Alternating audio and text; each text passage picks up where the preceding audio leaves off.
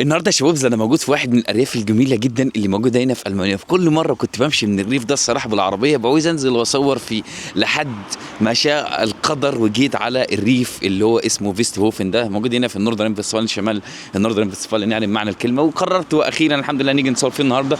الصراحه انا مبهور جدا منه لانه هو مزيج ما بين الطبيعه والبيوت الحديثه والبيوت القديمه وكده، فهتنبسطوا جدا منه. واحده برضو من الاسباب اللي خلتني اجي اصور في الريف ده النهارده ان انا اصلا ماشي في كذا سلسله السفر، سلسله الارياف. زي ما قلت لكم كده هنحب نستكشف ارياف كتير موجوده هنا في المانيا بجمالها بطبيعتها بشكل عام. والسلسله الثالثه هي اليوميات. فالنهارده يصادف ان نصور في الريف. شوفوا بقى احلى حاجه بقى بتعجبني هنا الصراحه في الارياف انك بتلاقي جزء الطبيعه ده لا يتجزأ منها. بشكل عام مش هتلاقي الطبيعه دي موجوده في المدن الكبيره. والحلو في الموضوع ان ما حدش بيرمي الزباله اصلا داخل الطبيعه ديت عشان خاطر ما يطلعش ايه زي الناموس، الحيوانات اللي بتيجي على الزباله والكلام ده. فدايما الطبيعه عندهم لازم تكون نظيفه. وعايز اقول لكم برضه هنا في المانيا صيف شتاء حر مفيش ناموس. يعني الحاجه الوحيده اللي هتقابلها هو النحل، لان النحل بيكون هيجي هنا في الصيف، بيجي على الاكل، بيجي على الروائح، على العسل، على الحاجات دي. فالنحل كتير قوي هنا في الشوارع. واحده من الانظمه الجميله جدا، ولازم يخلوا العربيات تمشي بسرعه محدده واللي هي 30 كيلو في الساعة عشان خاطر دي مناطق سكنية وأرياف وكده. وتلاقي بعض الزاويات كده اللي هي اليمين أو الشمال في حضانة تبع أطفال، فعلشان كده ضروري أي حد يمشي بالعربية يكون 30، ولو تخطى 30 هيتعرض للغرامة وفيها محكمة كمان. ويعجبني كمان إن كل كام متر هتمشي هتلاقي محطات أتوبيس. هنا برضو أوقات الأتوبيس اللي بيجي فيها على فكرة في بعض الأرياف ممكن يجي بس الأتوبيس فيها 3 مرات في اليوم، إنما ده شوفوا بيبدأ من الساعة 5 الفجر يجي الأتوبيس لحد الساعة 10 بالليل. فانا شايف ان المنطقه ديت شويه يعني من ناحيه المواصلات وكده فهي غنيه وحيويه من ناحيه المواصلات. ليه؟ لان بعض الارياف زي ما قلت لكم ما يبقاش فيها الاتوبيس كتير، فعشان كده تبقى لازم يكون وانت قاعد في الريف ده يكون معاك عربيه. انما هنا بعتقد مش هتحتاج عربيه. لو بتسهر من بعد الساعه 10 بالليل فتحتاج عربيه، لان اقرب محطه قطر من المدينه هنا حوالي 3 كيلو 4 كيلو، فماشي يعني ممكن بياخد لك ساعتين. عايز اقول لكم ان قريه فيستهوفن ديت كانت مهمه جدا، وكانت برضو بيستغلوها في الزراعه بسبب التربه الخصبه اللي عندهم يا عزيزي المشاهد. وكانت المنطقه الاكثر حيويه للزراعه في نفس الوقت ولتصدير بعض الفواكه والخضروات. وكانت قريه صغيره جدا لحد وقتنا الحالي بدات البيوت فيها تنتشر وتبقى كثيفه جدا.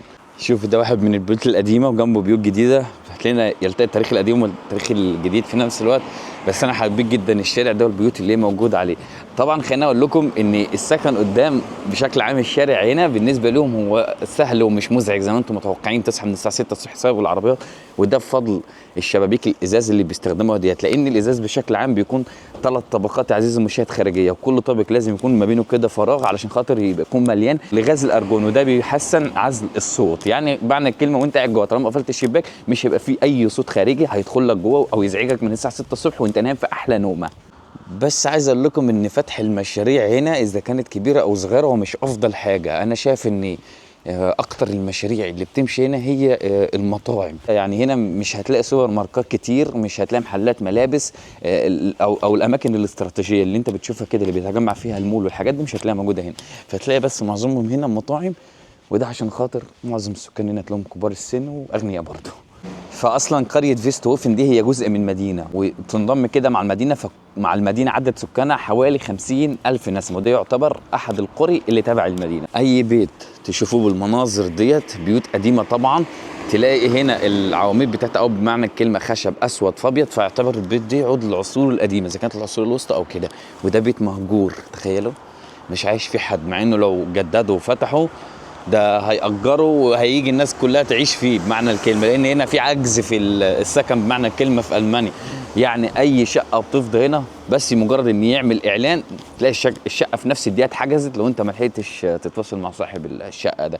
فهنا في عجز كبير قوي بسبب كثافة عدد المهاجرين هنا في ألمانيا. وبشكل عام السكن بقى قليل، فعشان كده بياخد وقت وبيتطلب وقت وجهد وتعب لحد ما تلاقي سكن ليك. يعني شوفوا يا جماعة كمية الهدوء. يعني ده مش مجرد ان النهارده بس، ده الهدوء ده كل يوم هدوء تام كامل متكامل. المنطقه ديت والله مش منطقه مهجوره او البيوت مش عايش فيها حد، لا ده بيوت سكنيه وناس عايشه فيها ويروحوا شغلهم يرجعوا من شغلهم. بس هي دي طبيعه الحياه في الارياف الالمانيه، او بمعنى الكلمه الاماكن السكنيه بتكون يعني الهدوء فيها غير طبيعي. عايز اقول لكم شوفوا الشباب الصغيره دول طبعا معاهم عربيه جايين يبيعوها هنا. فدائما مثلا لما يعوزوا يبيعوا اي حاجات عربيات او عفش بيتهم او اي مهما كان الاجهزه الكهربائيه، فدايما يخشوا على الاونلاين يعرضوا منتجاتهم على اي ابلكيشن، والشخص المعجب بالمنتج ده بيجي له لحد البيت ويشوف اذا كان العربيه حلوه او الاجهزه الكهربائيه ديت لو حلوه وتمام بيتفقوا على سعر وبينزلوا لهم التخفيضات وبعدين يشتروها. شوف ده بيت كامل تحته موجود فيه بيتزارية. بيتزارية ديت بتكون بقى مخصصة في جميع أنواع البيتزا والمعجنات، وأحيانا برضو بعض المطاعم بيسموا نفسهم البيتزارية واتخذ كده على اسم البيتزا. بيعملوا فيها تلاقي إيه بقى برجر، يعملوا فيها مثلا الشاورما، مع إن اسم المحل بشكل عام بتاع بيتزا، بس يضيفوا كده أكلات كتير في الموضوع ده بشكل عام. شوفوا أصحاب البيت ده رامين تلاجة بره هنا في الشارع وتلاقي شغالة 100%. شوف عاملة ازاي، حتى حاطين عليها هنا تلاقي لزق اصفر وابيض. انت هنا عشان خاطر الارياف معظمهم بيكونوا اغنياء ومعاهم فلوس كتير، فهنا بيرموا اجهزه حديثه اذا كان كهربائيه او قديمه وبتكون شغاله، ويبداوا يوزعوا على بعض كنظام هديه وكده للناس المحتاجه. يعني يا سامعين صوت العصافير، حاسس نفسي اني في قطعه من الجنه. شوفوا شويه الخضره دول مع البيوت ديت، شوارع فاضيه، هدوء، روقان، تسمعش غير صوت العصافير. في البعض، انا متاكد ان البعض منكم بيشوفني دلوقتي لما بيجي ينام بيحب ينام على صوت الطبيعه، اذا كان من تدفق المياه او صوت العصافير او صوت الولع. فانا بعتقد الجزء اللي انا فيه ده دلوقتي هو راحه نفسيه ليكم. سامعين؟ ما شاء الله. يعني انا مش عايز امشي، انا اخترت نمشي من الطريق ده الصراحه. لقيت كده طالع صعود كانك طالع على جبل، عشان حاسس ان في اخر الطريق ده انا هنبهر واشوف يعني قطعه فنيه من جمال كوكب الارض من فوق الجبل اللي احنا طالعين عليه ده. يا سلام، وكأنه صوت الربيع القادم ينادينا. حتى الشجر بدأ ينبت اهو، ما شاء الله. انا بس امشي في منطقه مش محتاج GPS ولا محتاج اي حاجه علشان ابحث عن المكان الجميل اللي انا رايحه. بمجرد ان قلت لكم في طلعه هتخلينا نشوف القريه كلها من فوق، يبقى فعلا في طلعه هتخلينا نشوف القريه كلها من فوق. شوف الجمال، بسم الله ما شاء الله. شوفوا عدد البيوت. وانا شايف ان هناك هنا في مستودعات، بس المستودعات ديت بتكون تبع شركات القطر لصيانه القطارات وكده، لو في اي مشاكل يصلحوا القطر بتاعهم داخل المستودع ده.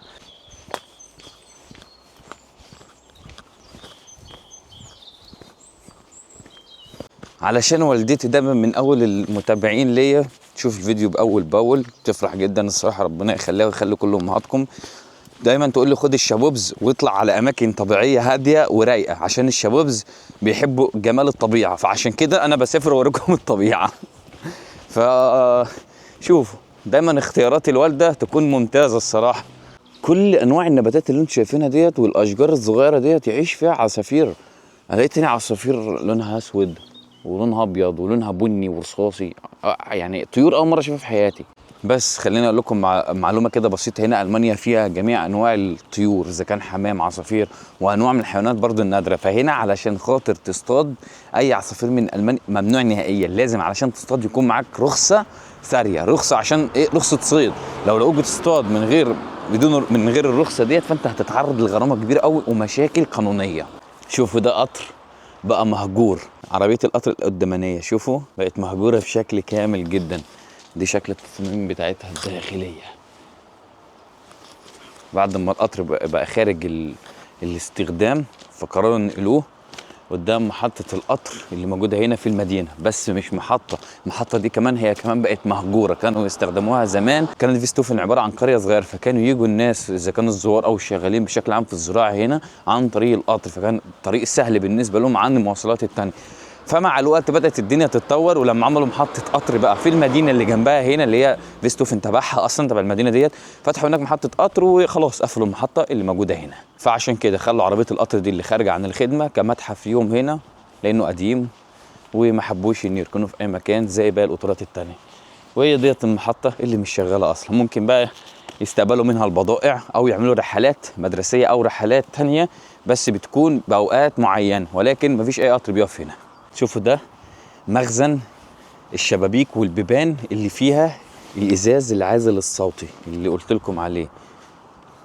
بيجيبوه هنا يحطوه في المخزن بقى، ولما حد بيطلب اونلاين او بيكون حد مثلا عايز يجي يشتري، فالنهارده هو قافل، بيجي الصبح بدري وبيشتري الشبابيك ديت من هنا، فدول بيجيبوها من الشركه ويحطوها في المخزن هنا بحيث ان اي حد يطلب يجي يشتري. بس الحلو في الموضوع شوفوا، يعني انا الصراحه مش شايف اي كاميرا، فين الكاميرات؟ مفيش، مساحه هنا مفتوحه، سور صغير، لا في اي حد يقدر يخش يسرق ازاز شباك ولا اي حاجه، معتمد على نظام الثقه، واللي هيفكر يجي يسرق بقى هو ضميره اكيد هيتمسك يعني، لان بلد امان.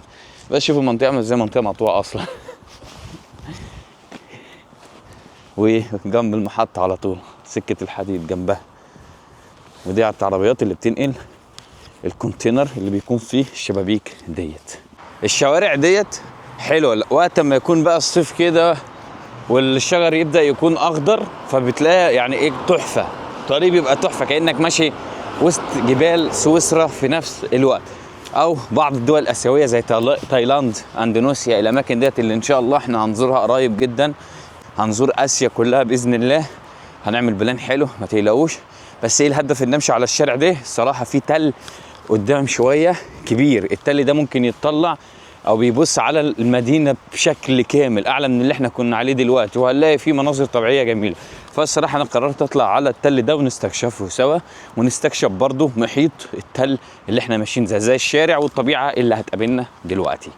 نقطه ضعف ايه؟ بيقول لنا هنا في ضفادع هتقابلنا كمان شويه، ده لو قابلنا يعني ضفادع. شوفوا هنا بيقول لك ان الطريق ده منحرف على اليمين لفوق، وطبعا الطريق عباره عن منحدر نازل 10%، فلازم الواحد ياخد باله وهو طالع بالعربيه او بالعجله بشكل عام. طبعا الطريق ده مسموح المشي فيه بشكل عام اذا كان بالعجله بالسكوتر بالعربيه، لانه مش طريق سريع ومسموح فيه المشي بشكل عام، عشان خاطر ما تفكوش ان المشي في الطريق ممنوع. لازم اللي جايب العربيه اللي له مشي هو الاولويه، واللي له العجل برضه هو اللي له الاولويه. فبتاع العربيه لازم يمشي بسرعه محدده وببطء عشان خاطر ما يحصلش اي حوادث، لان احنا لينا هنا الاولويه ان نمشي على الطريق. حتى هنا في يافطه بتقول اللي بيحبوا الخيم اذا كان بالعربيه او معاك كرفان بشكل عام تقدر تخش هنا وتخيم، ولكن برضه بفلوس، يعني بيكون ايجار يومي، تاجر حته ارض كده صغيره وتفرش عليها خيمتك او الكرفان، والاسعار بتختلف. شوفوا حتى تلاقي الناس بتدخل هنا. بس المنطقه ديت في الاكتيفيتي بالذات في الصيف بتكون احسن بكتير من الشتاء ما فيهوش حاجه، فعشان كده تلاقي المنطقه هنا هاديه ورخمه. انا ما بحبش الشتاء، بحب الصيف. مش عارف اذا شايفين ولا لا، بس شايفين المنحدر اللي هناك ده الجميل ده؟ حاطين فيه خرفان كتير، عايز اوصل لهناك بس المشكله في سلوك كتير شائقه وديت ارض خاصه مش ارض عموميه، يعني الواحد يقدر يخش ويتفرج عليهم من الداخل. لازم لو صاحب الارض موجود هنا ممكن نستأذن منه، بس للاسف انا مش شايفه ومش هنشوفه، لان يعني يسيبوهم كده ياكلوا وفي اخر اليوم بيجوا يدخلوهم البيت بتاعهم. ما علينا. لو انتوا عجبكم نوع من انواع المغامرات اللي احنا بنعملها ديت، نمشي في الارياف نستكشف الطبيعه بشكل عام، ممكن تكتبوا لنا في الكومنت، والافكار اللي انتوا حابين تقترحوها عليا ممكن تقولها لي، وان شاء الله احنا هننفذها في المستقبل باذن الله. انا عايزكم تدلعوا وتستمتعوا كده من كل حاجه انتوا عايزينها، عشان ايه الفيديو كله يبقى متعه بصريه. شوفوا لانها ارض خاصه مش ارض تبع الدوله وكده، فبقول لك فورزشت، يعني احذر، في ديناصور مستنيك جوه لو عديت السور او دخلت من الباب.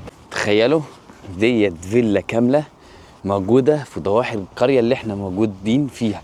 بس اديكم تفصيله معينه ان مفيش بيوت اصلا حوالين الفيلا ديت خالص. شوفوا صاحبها اختارها فين، اختارها وسط الخضره اللي انتم شايفينها ديت والطبيعه. يعني انا لما اقعد كده مع نفسي واقول ان الشخص ده ليه اختار المكان ده بالذات، لان نفس اختياري العزله في الاماكن ديت، والطبيعه اللي الواحد بيشوفها يوميا من الشباك دي لوحدها كفيله انك يعني تنسيك كل همومك ومشاكلك، تنسيك كل السلبيات اللي انت مريت بيها بشكل عام، وتخليك كل يوم انسان منفتح على الطبيعه وجميل وتحب الطبيعه يومين وتستكشف حاجات ايجابيه فيك وعمرك ما استكشفتها وانت عايش في المدينه. فهو هنا خلاص اخدوا على الوضع وتاقلموا ومتعايشين جدا في الهدوء ده، وما اعتقدش ان يقدروا يفرطوا في الهدوء ده ويروحوا يعيشوا في مكان تاني. شوفوا ده محول الكهرباء اللي بيوزع على المنطقه كلها هنا كهرباء، وتقدر تدور على الفيلا والبيت اللي جنبه ده اللي هو موجود جوه الفيلا اصلا. شوفوا العربيات النص نقل ديت بتلاقيها دايما في الاماكن الجبليه او الاماكن اللي انتم شايفينها الريفيه ديت المنعزله عن المدن. الالمان يحبوها جدا العربيات النص نقل ديت، او العربيات الفور باي فور يحبوها جدا، بالذات لما يطلعوا بقى على الجبال. لحظه ادراك ان بقى لي اكتر من ساعه بمشي وبطلع جبل وانا صايم. كان في اختيار ان نطلع بالاتوبيس، بس انا ما بحبش لما اطلع استكشف اي مكان، بحب امشي مشي. ده دلوقتي مكان اصلا للمشاة، انا دخلت منطقه للمشاة بعدت عن الطريق العمومي افضل. يعني انا ماشي على مكان دلوقتي اجمل بكتير عن الطريق ده، فهو حاسس ان هنلاقي اماكن احلى نستكشفها.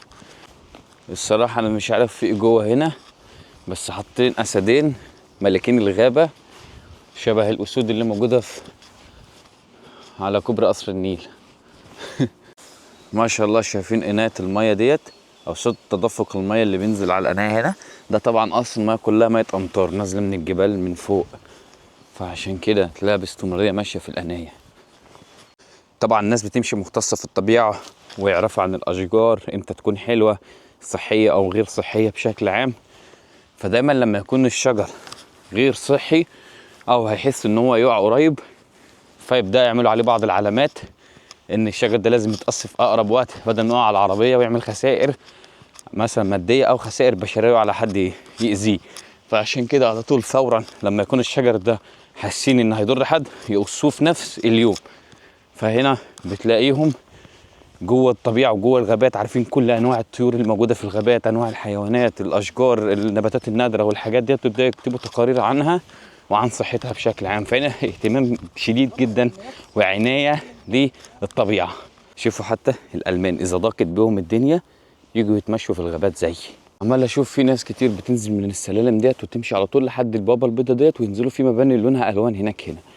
فانا مش عارف انا طلعت الطلعه ديت كلها زي ما انتم شايفين، هل اخاطر وانزل النزله دي وبعدين ارجع اطلع تاني؟ تستاهل المخاطره عشان انتوا تستمتعوا. فتعالوا ننزل نشوف ايه المكان ده بالظبط.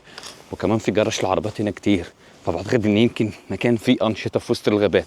تعالوا نشوف. اعتقد المكان اللي احنا نزلوه ده كان بفلوس، لان ده كشك مكتوب عليه كاسه انك كان لازم تشتري تذكره وتنزل تتفرج على المكان ده، فهم قافلينه حاليا. فبعتقد بقى ببلاش والناس تدخل تتفرج عليه بسبب ان يمكن ما كانش فيه اقبال عليه، فحبوا يعملوه ببلاش بحيث ان الناس تدخل وتتفرج ببلاش. لما لقوا ان محدش بيجي بفلوس فحبوا يعملوه ببلاش. حاجه حلوه عملتها الدوله هنا. فانا دلوقتي نازل ونشوف ايه المكان اللي بيخلي بعض الناس اللي انا شفتهم نازلين يتفرجوا عليه. هو اصلا تحسوا ان مكان مهجور. ده هنا ده بيسي الحمام. اوكي، شفت سلالم.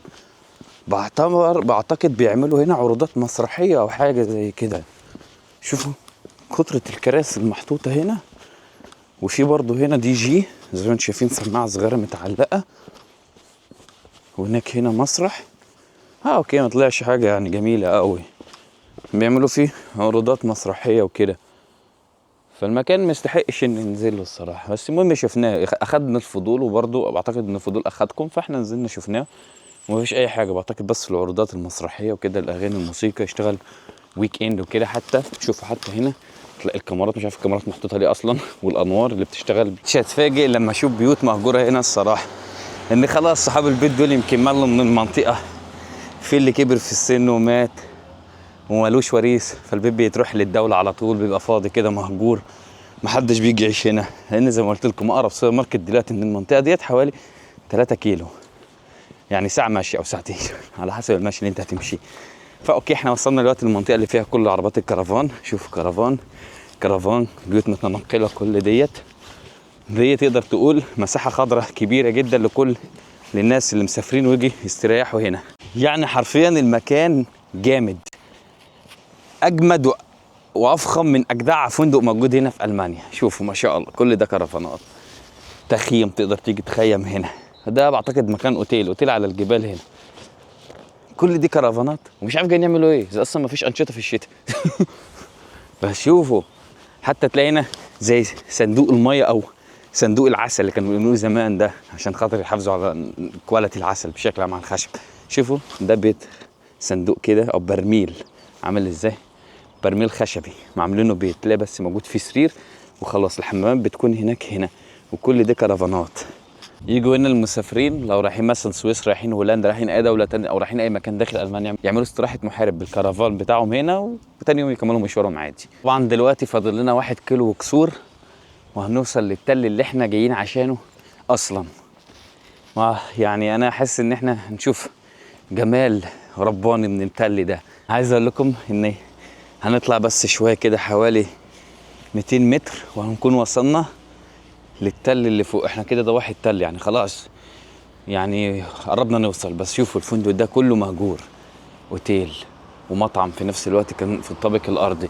بس شوفوا يعني كمية الجمال اللي موجودة في الاوتيل ده. وهتلاقي الاوتيل من ورا فيه بلكونات، شبابيك، طبيعة.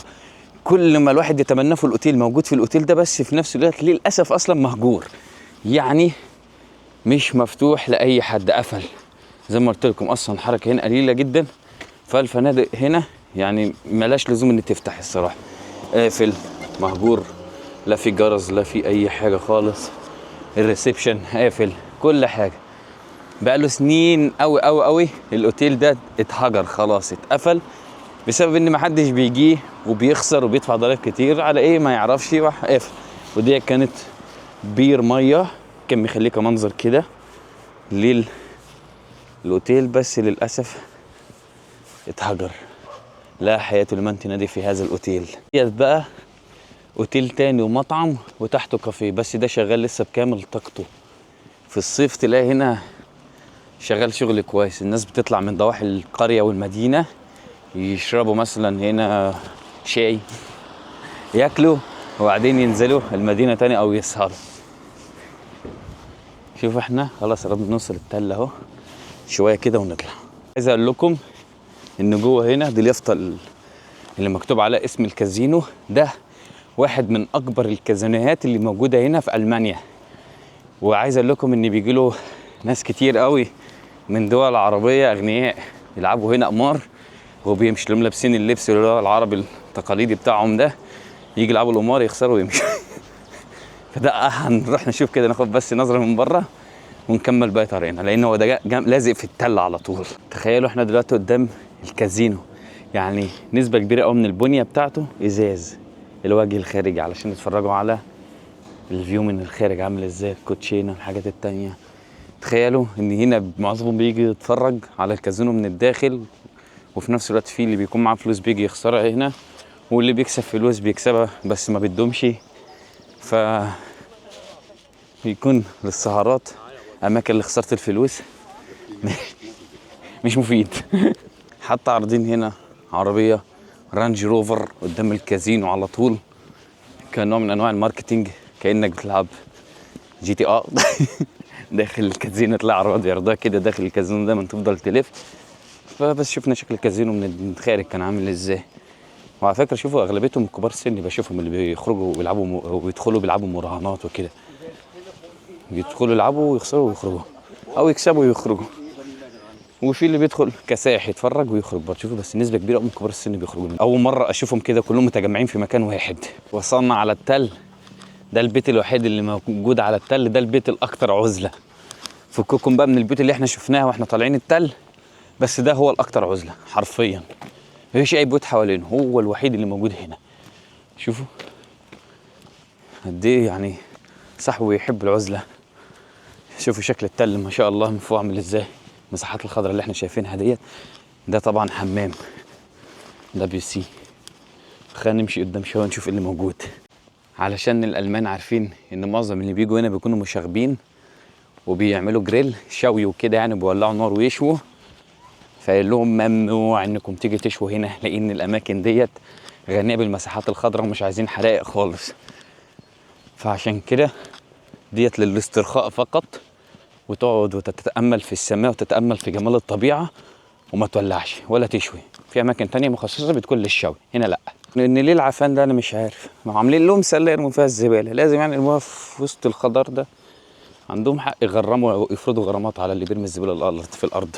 ازاي عرفت ان من الاحجار القديمه ديت وفتحه الشباك اللي فوق ديت ان في حاجه تاريخيه داخل السور ده؟ انا ما لفتش انتباهي غير ان السور ده. تعال نخش نشوف ايه اللي موجود جوه. انا احسه قلعه بسبب الفتحات اللي احنا شايفينها الصغيره ديت، اللي كانوا يستخدموها الحروب زمان. قلعه، شفتوا قلعه مباني تاريخيه اهي. ديت كانت قلعه، بس تعالوا نشوف كانت مطلة على الفيو ده. ما شاء الله، شوف الفيو اللي كانت مطلة عليه عامل ازاي. يعني الحراس اللي كانوا يقفوا في القلعه هنا ويراقبوا اذا كان فيه عدوان عايز يدخل على القرية هنا ويقدروا يصدوه ويخليه يعود. كانوا قاعدين مستمتعين من المناظر الطبيعية اللي كانوا يشوفوها. بصوا يا جماعة لسه محافظين على الأحجار بتاعت القلعة، ولا هدوها ولا أي حاجة. هنا برضو كانوا يحطوا السهم أو مش عارف كانوا يحطوا إيه، بس ما علينا. كان يعتبر ده الحامي الأساسي للقرية وردع العدوان اللي يهجم عليها. طبعا عايز أقول لكم إن هنا أحد الأفراد المدفونة اللي ماتت على أيام الحرب، وده القبر بتاعه كجندي وعليه صقر زي ما انتم شايفين كده، واحتفال ل او تذكير له عاملين له المقبره ديت، وحتى كاتبين عليه انفى جيس لا ننسى، يعني مش ناسينه. وحاطين هنا الشمع ويجوا يحطوا ورود. الشمع ده بيولع بالليل، فانا بعتقد ان هنا كده 100% في قبر. وهنا اسماء الناس اللي ماتت، وهنا الشمع.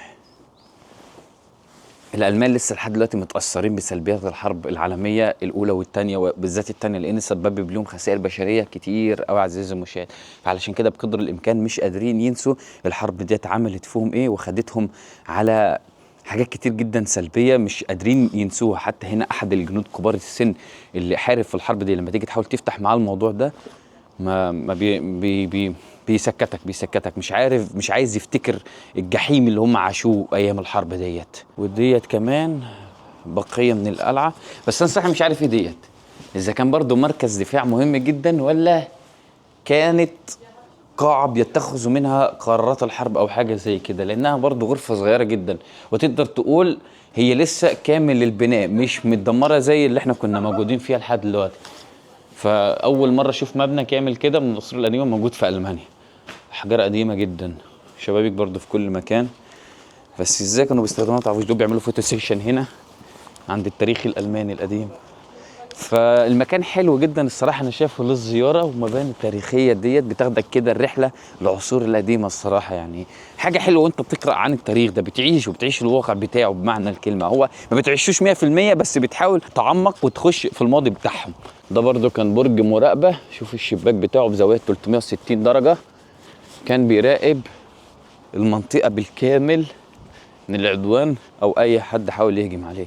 دي طبعا كيوسك، ده بيبيع ايس كريم وكده للناس اللي حابه تاكل ايس كريم لو جايين باطفالهم، بيبيع يعني مسليات برضو زي الكولا السبرايت الحاجات دي. وهنا يجوا يقعدوا ويتسلوا ويشربوا القهوه بتاعتهم في المكان الطبيعي الجميل ده. شوفوا حتى عاملين اليوم العاب للاطفال، نادي كوره كده يجروا ويلعبوا زي ما هم عايزين. شوفوا ما شاء الله، يعني انا مش عارف ايه الجمال ده. حتى عين الواحد بتاخد وقت على ما تستوعب الجمال اللي هو شايفه ده الصراحه. مستحيل يكون ديت يعني اماكن حقيقيه. كيف جمع الطبيعه والنهر والسماء والخضار والنطاق المعماري، كل ما تتمناه موجود هنا عزيزي المشاهد. والله قمه الجمال، المكان يستاهل. يعني رغم اني مشيت اكتر من 3 ساعات عشان اطلع بس التل ده، احنا كنا تحت هناك هنا، بس اللفه اللي خدناها كانت طويله الصراحه، طلوع ونزول طلوع ونزول، فكان الموضوع معقد شويه علشان اطلع هنا. بس انه في الاخر النتيجه تستحق ان اطلع مكان زي ده. شوفوا وربي جمدان جمدان. شوفوا جيت هنا على زاويه اوضح تبين لنا المنطقه كلها بالكامل. شوفوا قمه الجبال اللي موجوده هناك، هنا المنحدرات اللي عليها البيوت والشركات الكبيره اللي هي العماير ديت، المصانع، النهر ما شاء الله. شوفوا النهرين بيلتقوا مع بعض في مكان واحد في الاخر. يعني ده يبقى نهر تاني خالص متوصل بمدينه او بريف تاني معين، وده يبقى متوصل برضو بمدينه وريف تاني ومقاطعه معينه خالص، وفي الاخر يلتقوا في المكان اللي احنا موجودين فيه ده حاليا. يعني تحفه فنيه. الاماكن ديت بتوريك قد ايه ان الانسان في الدنيا مضحوك عليه، اني مجرد لذة من او متاع من الحياه. لو انت مش استغليته في الطريق الغلط هتستمتع شوية بس بعدين هتزعل. إنما لما الإنسان يستغل الطريق دي في الحاجات الإيجابية والصح هيفضل فرحان دنيا وآخرة بشكل عام. مضحوك علينا، لأن تخيل وإنت وسط النطاق المعماري تقدر تروح كافيه تشرب قهوة تحاول تسعد نفسك، بس هتلاقي طاقتك السلبية متخطية على الإيجابية بشكل عام. إنما لما تطلع أماكن طبيعية زي ديت ربنا خلقها غنية بالأنهار والطبيعة والخضار وكل ما تتمنى لها عين، تكون مبسوط. نسبة الإيجابية عندك 100% عزيزي المشاهد. فقد إيه أنا مبسوط من الأماكن الحلوة ديت حرفيا. شوفوا حتى اللفته ديت مجسدين لك شكل المدينه من تحت، بيقول لك على طريق الاوتوبان الاي اينس اللي موجود هنا، الطريق السريع، وفي نفس الوقت طريق الرور. وهتلاقي تجاره الصلب هنا بتاعت الحديد والصلب، شركات تانية خالص مختلفه، وهتلاقي كل حاجه ما يخص المدينه تقدر تتفرج عليه وانت موجود فوقه بالظبط. يعني الطريق السريع هتلاقي هناك اهو العربيات رايحه جايه، وشركه حديد والصلب. شوفوا يعني ما شاء الله، ده احلى منظر ممكن تشوفه، تحسوا ان هو وادي كده وسط الجبال المرتفعه العاليه مع الصخور والاحجار، الحاجات ديت. بس هنا يختلف تماما عن الوادي. مناظر حلوه، مكان يستاهل المشي ما شاء الله. استكشفنا فيه شويه وانبسطنا. الواحد عنده مواضيع كتير قوي نفسه يفتحها ليكم، بس يعني شفت المكان ده خلاص نسيت كل المواضيع، نسيت كل حاجه. هنا مكان راحه واسترخاء، مش شرط تدفع لك الملايين علشان خاطر تبسط نفسك. اقل ما يمكن ببلاش تيجي تقف في المكان ده تتفرج على كل المناظر ديت ببلاش. طبعا على قدر ما يمكن المكان ده بيكون اقتصادي شويه، بيفيد الاقتصاد المحلي لان بيجي له سياح من كل مكان. طبعا هو بلاش زي ما احنا قلنا، ولكن الكيوسك اللي بره ده اصلا بيكون هدفه السياح، لان بيجوا سياح من هنا، فهو هناك بيبيع الحاجات غاليه شويه، ولكن تقدر تقول ان ضرايبه بتكون رايحه للبلديه هنا، بتكون رايحه للدوله في نفس الوقت. فبيحاولوا يستفادوا من المكان ده رغم ان ما فيهوش اي انشطه خالص، بس تيجي تتفرج على الطبيعه بس. الاهالي اللي بتيجي بالاطفال هنا مستحيل اطفالهم يضيعوا، لان المكان رغم وسعه ده كله بيكون تحت الانظار، يعني ما بيبقوش خايفين عليه بشكل عام. شوف الشجره اللي في النص دي، تقاطع تقدر تقول. هنا طبعا ممنوع المشي بالعربيات، بس بالعجل فقط. السكوتر مسموح، انما المكن والعربيات ممنوع، لان يعتبر بيلوث المكان هنا وهيسبب شلل في الحركه وكده، فعشان كده ممنوع الوصول له بالعجله او بالسكوتر، او من الافضل المشي عشان تستمتع بالطبيعه اللي في كل مكان. طبعا من كام يوم انا اتعرض عليا سؤال في الكومنتات، انا برد على كل كومنتاتكم، بس ما شاء الله كميه الكومنتات اللي بتجي لي كتير قوي، فباخد وقت على ما ارد عليها، وانا احيانا بكون مسافر وانا بصور اصلا، فبحاول اخلي في وقت ارد على الكومنتات ووقت اصنع فيه المحتوى، بس معظم وقتي رايح في صناعه المحتوى يعني حرفيا. فعايز اقول لكم ان واحد سالني بيقول لي انت ليه ما بتخرجش مع اصدقائك بمعنى الكلمه. انا عايز اقول لكم ان انا عندي اصدقاء، بس يعني اتعدوا على الايد كده 5 نقدر نقول، والباقي يعني 5 عرب والباقي الماني. يعني يعتبر الصديق الوحيد اللي بنخرج معاه هو بنخرج داخل مدينتي او داخل الريف اللي انا عايش فيه بمعنى الكلمه. فانا شايف ان السفر لما اروح اي اماكن دول تانية بعيده او اسافر عشان تصوير المحتوى، دايما بحب اسافر لوحدي عشان اكون واخد كامل حريتي في التصوير بمعنى الكلمه، لاني انا يعني معظم اصدقائي مش متفاهمين بمعنى الكلمه في الخروجات. احنا ممكن نروح اي مكان اوكي داخل القريه، بس في السفر بشكل عام انا اللي دايما بحدد انا اروح فين، لاني انا مش محتاج ان حد برضو يشاركني بمعنى الكلمه، يجبرني ان اعمل حاجه انا مش عايز اعملها. الصراحه بيكون في خلاف ما بين التفاهم، الفكره بيبقى في خلاف على الفكره بشكل عام. فعلشان كده انا لما بسافر لازم اخد حريتي في السفر في التنقل. ومعظم اصدقائي برضو يعني في اللي شغال في اللي بيدرس، فما بيبقوش فاضيين بمعنى الكلمه ان برضو يخرجوا، فالله يكون في عونه. فانا عندي اصدقاء، بس انا عشان صانع محتوى انا واخد طريق غير طريقهم خالص الحمد لله، فدايما اكون لوحدي في السفر، وده المتطلب مني ومن المحتوى بشكل عام. والصراحه شايف ان افضل حاجه اسافر لوحدي، لان ما عندكش واحد يوجع لك دماغك اعمل ديت او ما تعملش ديت، ويبقى في مشاكل في السفر ومشاكل احنا مش متفاهمين. لا، فالسفر لوحدي انا شايفه 99% ناجح وافضل، او 100% افضل وناجح. يعني انا الصراحه خلصنا من التل، ماشي دلوقتي شوف المنحدر ده عامل ازاي، ياخدك لتحت، وهناك تتفرج على البيوت والغابات والطبيعة. شوف البيوت هناك اهي كلها فوق بعض كده مرصوصة. دي على فكرة غرفة صغيرة كده حد بيقف فيها وبيشوف بعض الحيوانات المفترسة زي الخنزير البري، او لو في مثلا ثعلب مفترس او كده يقف هنا ويصطاده، ده بيكون شغال تبع الدولة. اللي لاحظته وبشدة هنا ان معظم سكان الريف هنا المنطقة بيوتهم بشكل عام فيها حديقة ورا واسعة من ورا، ففي فئة كبيرة من الألمان بيجيبوا الكلاب ما بتكونش مفترسة، بيقعدوها معاهم في البيت ويهتموا بيها وياخدوها ويخرجوا، حتى يعني نادرا لما تعض حد. بس اللي لاحظته ان اصحاب البيوت اللي موجودة على التل والارياف والجبال هنا بشكل عام بيجيبوا كلاب شرسه. فمن اللوح الغريبه اللي بقيت اقراها انك تاخد بالك اوعى تنط هنا في كلب شرس، فدي كانت جديده عليا بالنسبه لي هنا في المانيا، لاني الصراحه مش معظم الكلاب هنا شرسه، بس عشان خاطر ديت ممتلكات خاصه ويخلوا اي الحرامي يتجنب انه يخش او يخاف انه ويبعد عنها، فحاطين الكلب ده ان حراسه يحميهم. فديت كلاب بتبقى متدربه ان اي حد يهجم عليها تعرف ازاي تتعامل معاه في نفس الوقت، وبيجيبوها من ملاجئ معينه وبيربوها هنا ويجيبوها تحميهم هم كمان. يعني انا عايز اقول لكم من جمال الطريق ونظافته عايز نجري زي العربيه. يعني انا عايز اجري الصراحه من جمال المكان اللي انا شايف. شوفوا اللي طالع بالعجله ده وطالع ايه بسرعه يعني محدده، لا بيقللها ولا في المتوسط. شوفوا بيزود السرعه على قدر ما يمكن وهو طالع كده، هو مش نازل هو طالع. وبس يا شباب رجعنا من حيث اتينا المنطقه المسطحه بتاعتي، خدنا جوله في الطبيعه الجميله، وصلنا لاعلى تل موجود في المدينه هنا وفي القريه بشكل عام. وكده نكون وصلنا في الفيديو، نشوف فيديوهات جديده، مع السلامه.